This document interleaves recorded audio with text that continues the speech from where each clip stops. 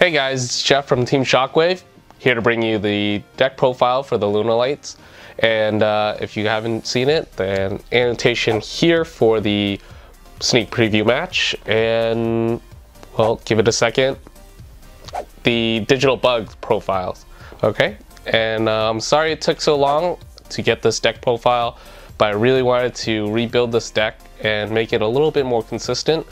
I chose to make this into an OTK build or even a speed version of this deck, and I'm still tweaking a little bit more, but let's get started. So we're going to start off with the main cards of the deck, 3 White Rabbits, and she's such a great card because she special summons any Lunalight from the graveyard, including the fusion monsters that you'll be able to use later on in the game.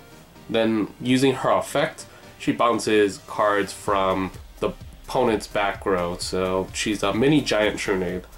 Her partner in crime is going to be Black Sheep, and Black Sheep is such a great card because you get to discard her to basically get any of the Lunalight cards back, or when you use her as a polymerization material or even fusion material, unless she gets banished, she has to hit the graveyard. But when you use her as a fusion material, you get to add any of the Lunalight monsters back from the graveyard, or even from the extra deck. So you get to get Tiger back, and we'll come to her in a little bit. We have 3 Lunalight Blue Cat, and she's basically the Mystic Tomato of the deck, and she has an added bonus effect where when she's special summoned from the graveyard, she can double the original attack of the any of the Lunalight monsters on the field. But note that it's not doubling the attack, but doubling the original attack, and that is the attack that it'll stay at. Let's pretend you special summon the Lunalight Cat and the White Rabbit. Blue Cat will double up White Rabbit and become 16.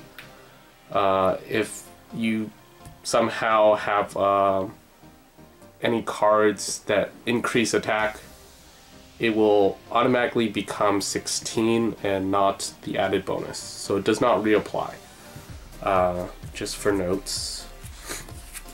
Next we have the Butterfly, and she's actually, I have 3 butterflies. She's a great card. She discards to gain 1,000 attack points, or gives 1,000 attack points to any of the Lunalight monsters. And then from the graveyard, once per turn, you can only use a Lunalight Butterfly effect, or this Lunalight Butterfly effect. Remove her from the graveyard and special summon any Lunalight monster from your hand. And that really does open up more plays. Her discard effect gives you, if you've watched the video between Parker and I, it opens up more plays by giving you a graveyard monster. And then 3 Lunalight Tiger. Her effect in the Pendulum Zone is when she's in the Pendulum Zone, you can special summon any Lunalight monster. It cannot attack and its effects are negated, but it doesn't restrict you from activating Lunalight Tiger only. So if you have her in both scales, you can activate that too. When she gets destroyed, like Posh Fire, she will replace herself. Not replace herself in herself, but replace it with a monster on the field. And that includes being in the Pendulum Zone. So she will take a monster from the graveyard and special summon it. Their effects will not be negated. Next we have Lunalight Wolf, and I play 2.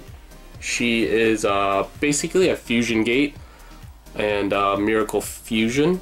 She will special summon or fusion summon any fusion monster using the Lunalight materials from the graveyard and or on the field. Her monster effect is not as great, but it is pretty helpful, and it gives all Lunalight monsters piercing. That will be all the Lunalight monsters that I have here. And then next we have 3 King of the Swamps.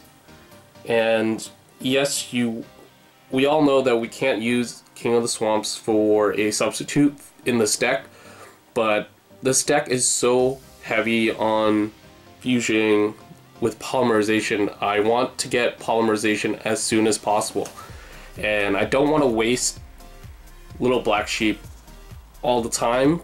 Although it is helpful for her to be in the graveyard, King of the Swamp is equally as powerful. Next I have 2 Debris Dragons. I know this is going a little off tangent here, and it actually opens a lot more plays. You can grab back King of the Swamp to go into a Black Rose Dragon, and or special summon Black Sheep back and use her as a polymerization, and White Rabbit as a polymerization target, but mainly you want to use Black Sheep. Next is 1 Junk Synchron.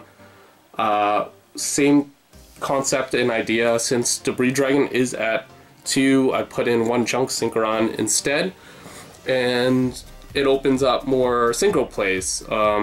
Even though this deck is so fusion heavy, I wanted to open a little bit more with Junk Synchron, and particularly I like using the Black Sheep as that material. I played 1 Jurigato. That's actually the surprise or my hand trap, and it helps because you can special summon it. You're low on life points. You want to gain that life point back. Defensively, you can use it, and then offensively, gives your Lunalights 1,000 attack points until your next end phase. Almost the best hand trap for this deck. I really like Jurigato. He gives you offensive and defensive plays. And that's all for my monsters. Next we have our spells. 3 polymerizations, 3 fusion recoveries, 3 Tenkis, 2 MSTs, and 1 Twin Twister. And my reasoning behind this is because I don't want to waste materials from my hand to destroy 2 of their cards. White Rabbit is already a giant Trunade. I've ran into the problem where I can't special summon a monster through White Rabbit's effect because of Vanity's Emptiness, but Mystical Space Typhoon takes care of that problem. And with Twin Twister, they're not always going to have 2 cards on the field, and I would rather play the 2 Mystical Space Typhoons than having 2 Twin Twisters. Next I have 2 Allure of Darkness. All of the Lunalights are dark monsters except for the Pendulum monsters, and why not? Sometimes you get the double White Rabbit that you don't need.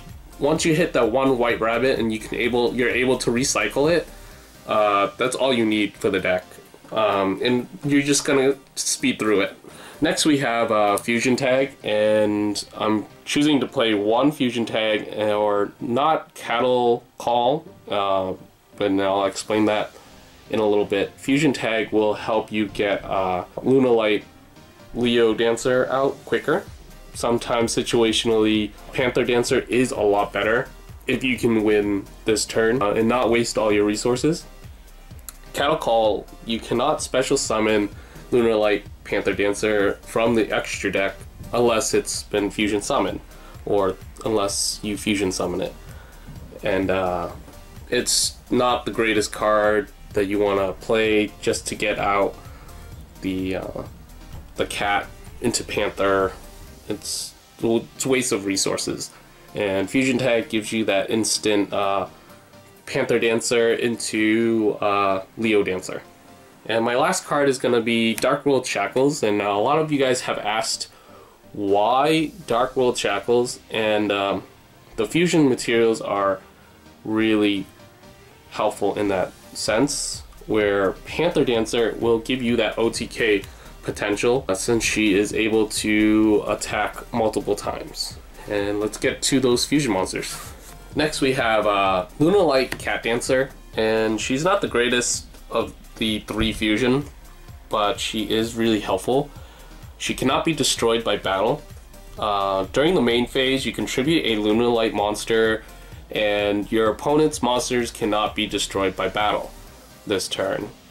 She can attack all of your opponent's monsters twice. Every time she attacks, she deals 100 damage, which is, it's negligible, but it's damage, whether you like it or not, even though it activates and then you get Solemn Strikes.